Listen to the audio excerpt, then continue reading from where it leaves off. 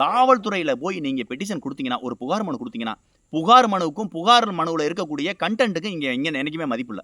புகார் குடுக்க வந்த நபர் யாரு? அவருடைய பின்புலம் என்ன? அவர் யாரு? அவருடைய பின்புலம் என்ன? அவர் ஒரு அரசியல்வாதியா? அல்லது ஆளுங்கட்சியை சேர்ந்தவரா? அல்லது அந்த அரசியல்வாதியிலே ஆளுங்கட்சியா? எதிர்க்கட்சியா?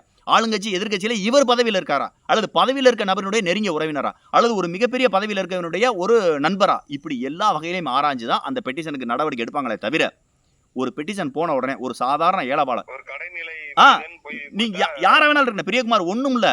சார் நான் நான் நான் உட்கார்ந்திருந்த இடத்துல நான் பஸ்ல உட்கார்ந்துருந்தேன் சார். பஸ்ல உட்கார்ந்ததுல என் பக்கத்துல உட்கார்ந்தது என்கிட்ட பிட் பாக்கெட் அடிச்சிட்டான் சார். என் மொபைல் எடுத்துட்டான் சார்னு போய் சொல்லி பாருங்களேன். ம், நீ உன் பொருள பத்திரமா வச்சிருக்க மாட்டியான்னு அவனுக்கு தான் அட்வைஸ் பண்ணுவாங்க. அவனையும் தூக்கி போட்டு 4 வெளுப்பாங்களே தவிர அவன் கம்ப்ளைண்ட் எடுக்க மாட்டான். உடனே அந்த பஸ்ஸை வழி நடத்துங்க. சிங்கம் படம் சூர்யா மாதிரி உடனே ஜீப் எடுத்துட்டு போய் அந்த பேருந்தை சேஸ் பண்ணி அந்த பேருந்துல இருந்த நபர்கள்லாம் யாருன்னு பார்த்து அவர்களை பூராத்தையும் விசாரிச்சு உடனே அந்த கைபேசியவோ அவங்கள்ட்ட பிட் பாக்கெட் அடிச்ச பணத்தையும் மீட்டு கொடுக்க மாட்டாங்க. காவல்துறை எப்போதுமே புகார்தாரர் யாரு? புகார்தாரனுடைய வலிமை என்ன? புகார்தாரனுடைய பின்புலம் என்ன? அதை மட்டும் தான் பார்ப்பாங்களே தவிர ஒருபோதும் மக்களினுடைய குறைகளை தீர்ப்பதற்கு காவல்துறை கிடையாது. காவல்துறை என்பது ஏவல்துறை. இங்க பாருங்க, ஒண்ணே ஒண்ணு சொல்றேன் பிரியகுமார், ஒண்ணு மட்டும் சொல்றேன். காவல்துறை என்பது உங்கள் நண்பன் அல்ல, உங்கள் யமன். ஏழைகளின் யமன் தான் காவல்துறை. பணக்கார